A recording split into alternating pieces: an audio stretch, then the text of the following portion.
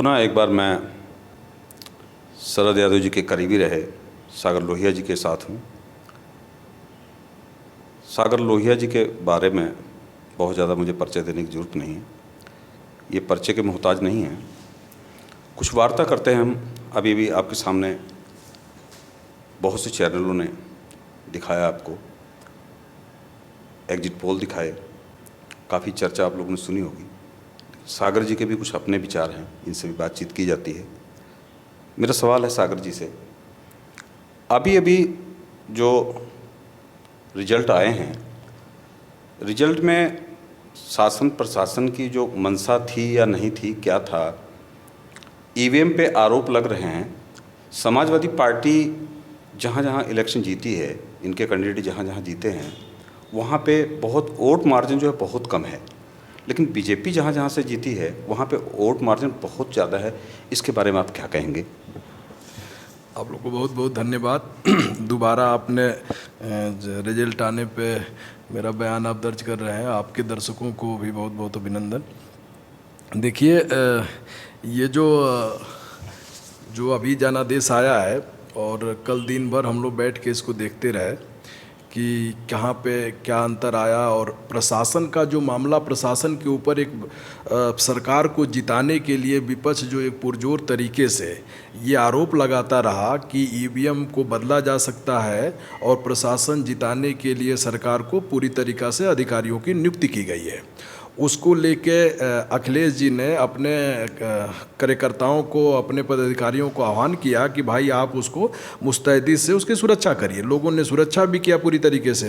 अब उसमें जो है गड़बड़ी थोड़ा मोड़ा उनको पता चला कि मिला है कहीं ना कहीं, वो कितनी सत्य है वो जांच का विषय है। मैं इसको पूरी सिरे से नकारता हूँ, क्योंकि जो बीजेपी को वोटिंग था वो अपना करा चुकी थी। वोटिंग पे पूरा मामला है। ये ईवीएम लाखों की संख्या में एक ज़िले में है, बदलना संभव नहीं है। अब रह गई बात कि प्रशासन और ईवीएम का कितना खेल रहा, ये जनता के सामने जा चुका है।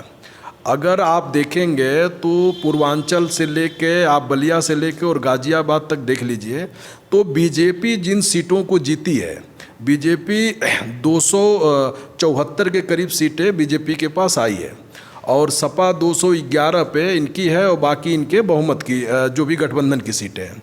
उसका जब आंकड़ा आप देखेंगे तो 200 से जो आपके पूर्व विधानसभा अध्यक्ष माता प्रसाद पांडे रहे हैं, वो 1500 वोट, 1700 वोटों से चुनाव जीता है उन्होंने। और कई ऐसे इनके प्रत्याशी हैं जिनका 250 से लेके और 500 से लेके और 1500 के अंतर में ये चुनाव जीते हैं। अगर प्रशासन की मंशा गलत रहती तो शायद दोपहर के बाद जैसे किसी के पक्ष में, बीजेपी के पक्ष में जनादेश आता, वो उनको हरा दिया होता। लेकिन ऐसी कुछ भी चीज़ें नहीं रही। अगर ये एलिगेशन लगाया गया है तो जनता इनके ऊपर सरासर आरोप लगाएगी कि आपने गलत कहा, क्योंकि इन्हीं का मार्जिन सबसे कम रहा है और वो लोग प्रत्याशी जीते गए।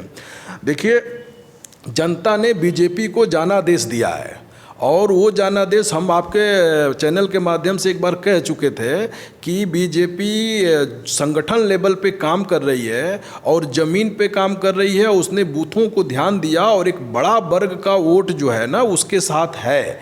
और महिला को आज देखिए, कल के पेपर में देख लीजिए, चाहे इलेक्ट्रॉनिक के किसी चैनल को सुन लीजिए या बीजेपी के बड़े नेताओं को सुन लीजिए, उन्होंने महिलाओं को स्वीकार किया। मैं पहले बोल चुका हूँ आपके चैनल पर, उन्होंने महिलाओं को स्वीकार किया कि महिलाओं ने सुरक्षा के मामले पे और मामलों पे बीजेपी के साथ खड़ी रही और बीजेपी को वोटिंग किया है।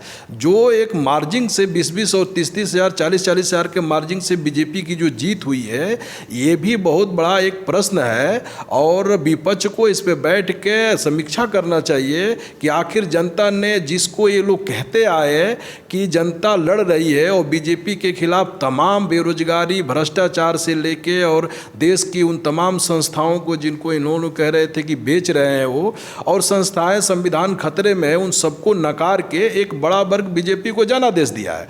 ये एक बहुत जांच का विषय है कि वो कौन ऐसा वर्ग है जो इन सब चीज़ को नकार के उनको दिया है।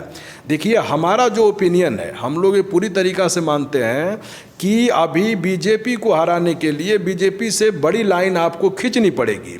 और बीजेपी जो लाभ जनता को सीधा सीधा दे रही थी, एक वर्ग को सीधा सीधा लाभ पहुंच रहा था। और आपके तीनों लोगों का मैनिफेस्टो देख लीजिए, चाहे कांग्रेस का देख लीजिए, चाहे बीजेपी का देख लीजिए, चाहे सपा को देख लीजिए, मैनिफेस्टो में कोई किसी के बदलाव नहीं है। बीएसपी का जो मैनिफेस्टो है उसमें अंतर हो सकता है, लेकिन इन तीनों के मैनिफेस्टो में कोई अंतर नहीं हो सकता है। तो ये एक बड़ा कारण रहा बीजेपी का कि आप देने जा रहे हैं और बीजेपी दे चुकी थी। और एक बड़ा वोट जो मैंने आपके चैनल से बता चुके थे हम आपको, जनता को, कि एक बड़ा वोट आज भी बीजेपी के पास 2019 और 2017 के बाद 14 के आने के बाद एक शिफ्ट हो चुका है, वो अभी वोट टूटा नहीं। एंटी कम्बेंसी का जो वोट, जो अखिलेश जी का जो वोट परसेंटेज है 21.7% 2017 में जो इनको वोट था, वो 31 दशमलव कुछ 31.5% जो वोट इनका बढ़ा है, मैंने 10% करीब इनको वोट बढ़ा है। वो एंटी कम्बेंसी का जो वोट है वो इनको बढ़ा है। या इसको ये कह सकते हैं कि जो इनके गठबंधन के लोग जो इनके साथ जुड़े हैं उनके वोटों को अगर जोड़ देंगे तो शायद एंटी कम्बेंसी या कुछ एंटी कम्बेंसी इनके वोट को लेके इनको 10% वोट बढ़ा है। लेकिन और कहीं भी वोट जो बीजेपी का वोट है, वो बीएसपी का वोट बल्कि बीजेपी को ट्रांसफ़र हो चुका है। बीजेपी का वोट जो है ना बहुत माइनस नहीं हुआ है। बीजेपी का वोट परसेंटेज बल्कि 2% बढ़ा ही है, माइनस नहीं हुआ। 39% था उनका वोट 2017 में, अभी 41 दशमलव कुछ % उनका वोट है। तो वो जो वोट बढ़ा है, वोट घटा नहीं है।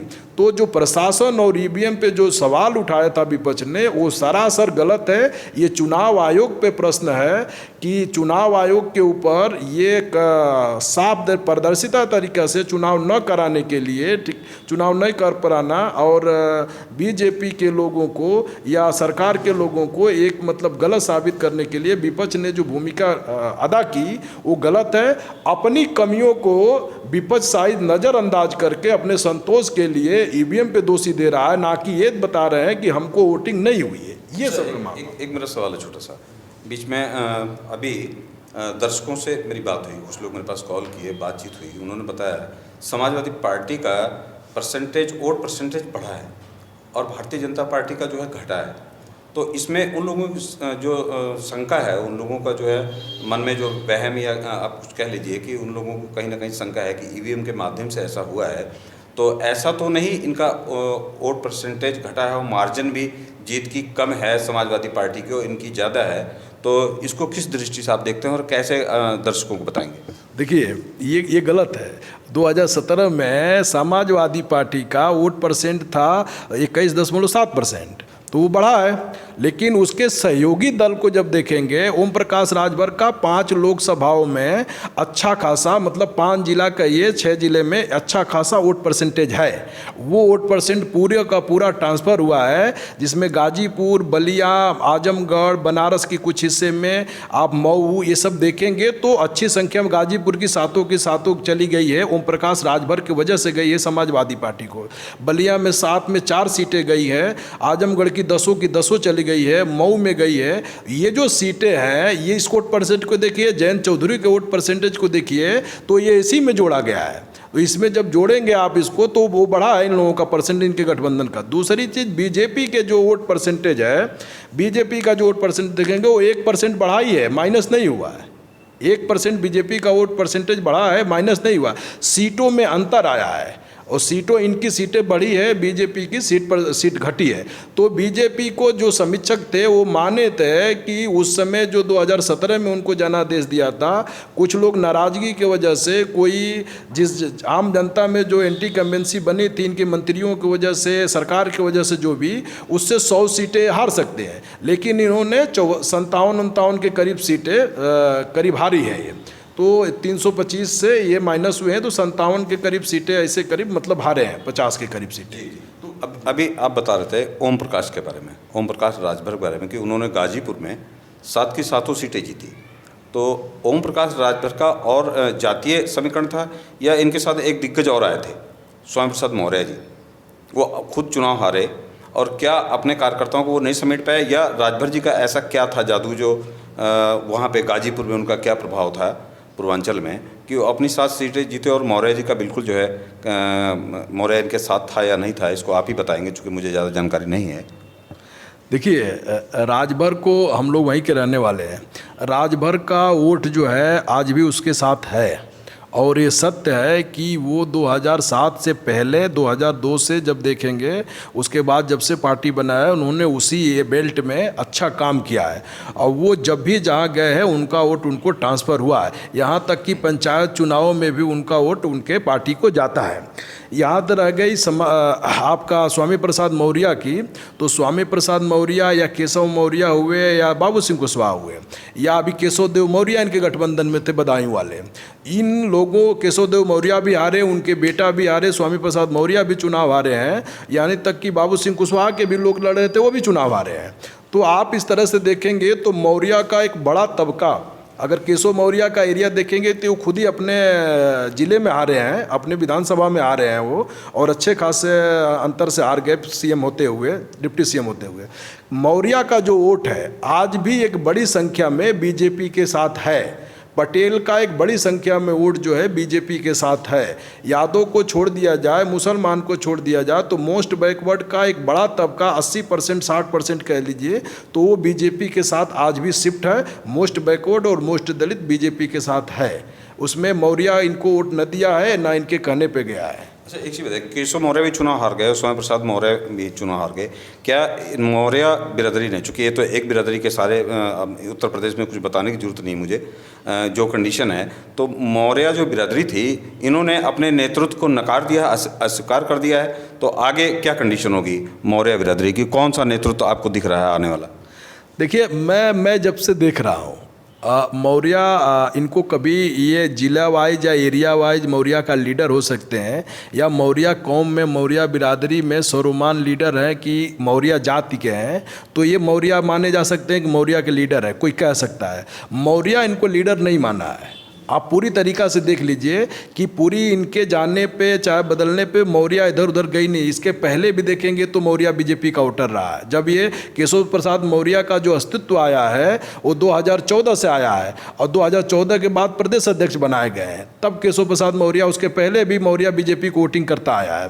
देखिए मौर्य का भी ये लीडर, जैसे ओम प्रकाश राजभर अपनी जाति का एक लीडर है, अखिलेश यादव यादवों के अच्छे खासे लीडर है, मायावती दलितों की लीडर है, उस तरीके से मौर्य के लोग लीडर अभी नहीं बन पाए हैं। अच्छा, मेरा एक सवाल आपने कहा मुझे याद आ गया, मायावती जी पे, मायावती जी की बीएसपी तो इस बार उनका प्रदर्शन बड़ा खराब रहा है, एक ही सीट मिली है, उनका वोट परसेंटेज भी कटा है। आप क्या मानते हैं कि क्या बीएसपी आने वाले समय में ख़त्म हो सकती है और उसका अन्य पार्टियों पे क्या नुकसान आएगा?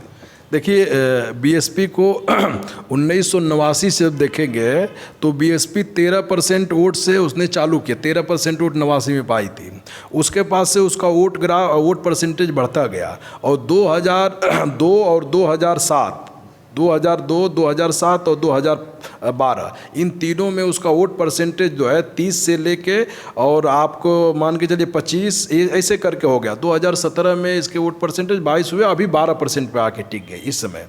देखिए बीएसपी जो है अभी अपने कल्चर में अगर बदलाव नहीं करती है, बीएसपी का मेन कल्चर जो है ना, उस कल्चर में बदलाव नहीं हुआ है, और बीएसपी इस बार चुनाव लड़ने में पूरी तरीक़ा से कोताही की है।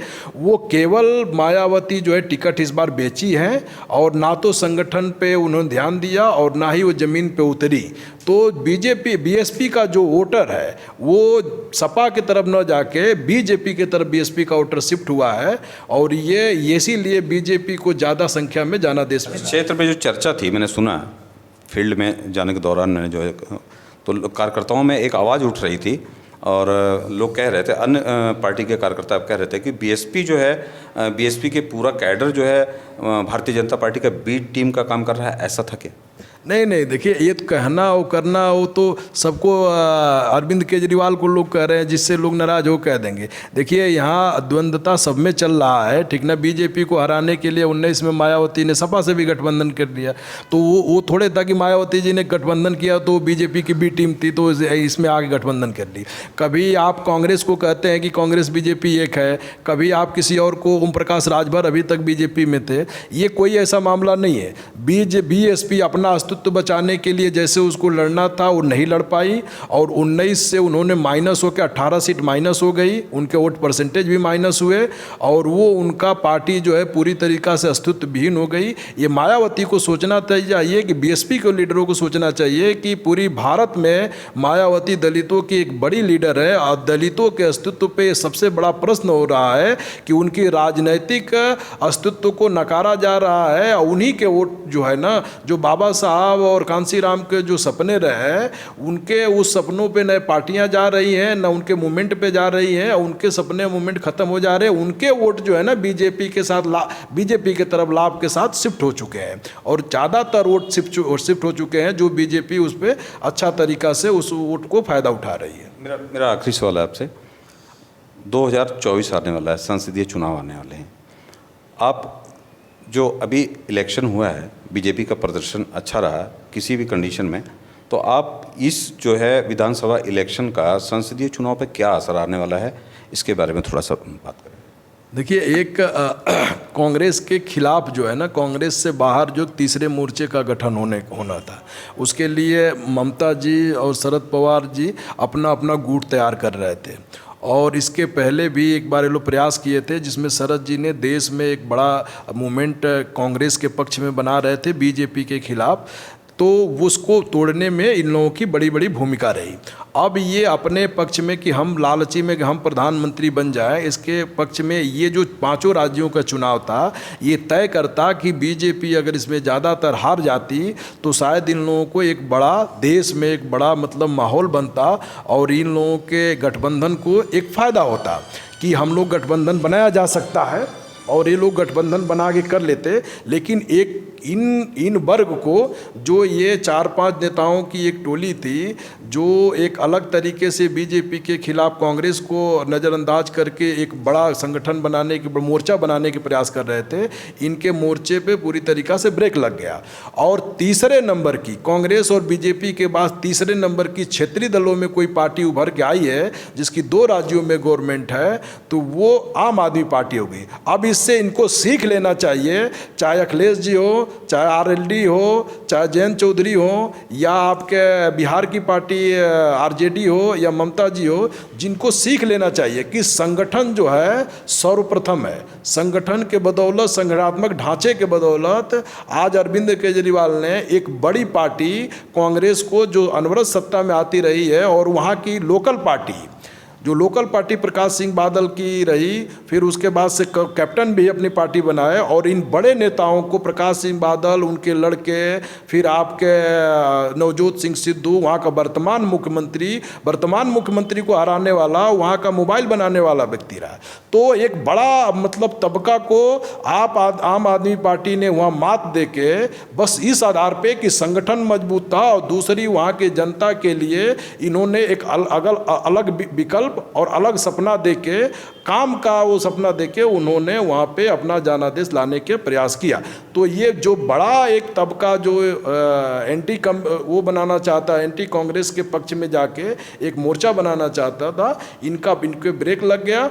और अगर इसका कोई चेहरा हो सकता है इनका, या मुखिया हो सकता है, तो मजबूरी में इनको अरविंद केजरीवाल को उस ग्रुप में लेना पड़ेगा, और शायद उसका मुखिया बनाना पड़ेगा। यही हो सकता है, वरना 24 तक अगर देश में एक बड़ी क्रांति नहीं आती है, एक बड़ा लीडरशिप नहीं डेवलप होता है, एक सामाजिक आंदोलन नहीं आता है जिसमें आम जनता को लगे कि हमारी अपनी बात हो रही है, हमारे अपने लिए कुछ बनना है, जब तक आम जनता बदलाव के रास्ते पे नहीं खड़ी होगी, इनके संगठन और इनके नाम पे, इनके आधार पे कुछ भी होने वाला नहीं है। ये पूरी तरीक़ा से 24 में भी शायद इससे बुरी तरीक़ा से फेल ना हो जाए अगर ये नहीं सीखते हैं तो।